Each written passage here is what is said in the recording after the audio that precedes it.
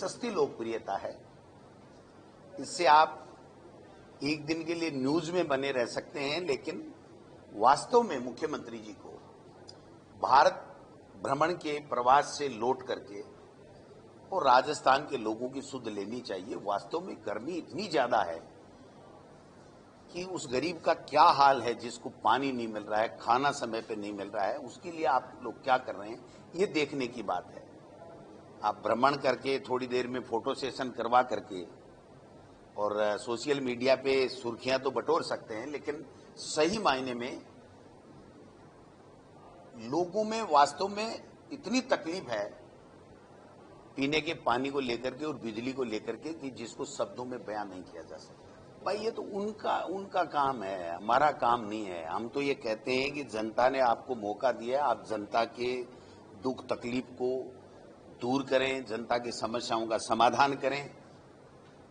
कौन मुख्यमंत्री रहे, कौन नहीं रहे, कौन इस्तीफा दे, कौन 7 सीटों पे दे, कौन 1 सीट पे दे, कौन नैतिक जिम्मेदारी ले, कौन किस पे नैतिक जिम्मेदारी लेने का दबाव डाले, ये तो उनके अंदरूनी झगड़े हैं, वो जाने, उनका काम जाने।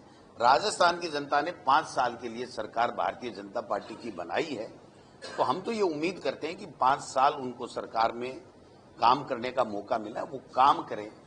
अगर काम करेंगे तो जनता अपने आप कह देगी, लेकिन अभी तक 6 महीने में न तो इनकी कोई कार्य योजना, 100 दिन की कार्य योजना बनी है, न जो ये कंटीजेंसी प्लान बनना था पीने के पानी का, वो भी नहीं बन पाया। आज पता चला है कि जो प्लान गर्मियों से पहले जनवरी फरवरी में बन जाना चाहिए था, वो अभी भी प्लान ही नहीं बना उनका। 100 दिन पूरे होने के बावजूद भी 100 दिन की कार्य योजना ही नहीं बनी।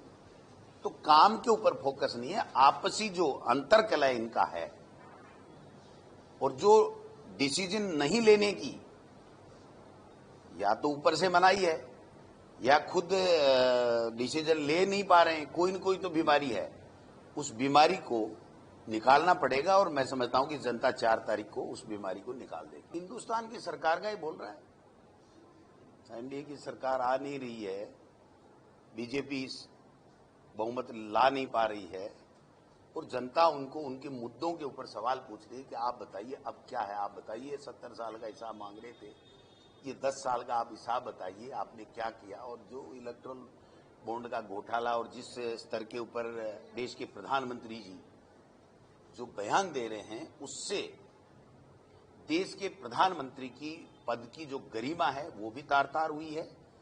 और मोदी जी को व्यक्तिगत भी मेरा ऐसा मानना है कि उनकी साख में बहुत बड़ी कमी आई है। मैं समझता हूं कि जिस तरीके की छिछली बयानबाजी देश के प्रधानमंत्री जी ने की है, वो कोई भी देश का नागरिक स्वीकार नहीं कर रहा है। सरकार के मंत्रियों में कोई परफॉर्मेंस लग रहा है क्या? जैसे बिजली, पानी, चिकित्सा की तो खैर गर्मियों में जरूरत है, इन तीनों में या उनके अलावा जो 25-30 मंत्रियों में कोई परफॉर्मेंस लग रहा है क्या अभी तक? जो परफॉर्म करें तब तो परफॉर्मेंस रिपोर्ट भी तैयार हो। अभी तक तो आपस में लड़ने के चक्कर में जो मर्जी आए जो बयानबाजी कर रहे हैं।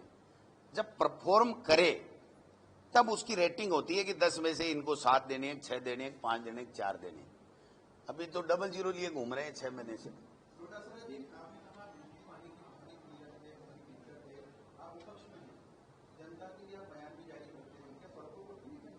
क्यों नहीं उतरेंगे, सड़कों पे भी उतरेंगे हैं।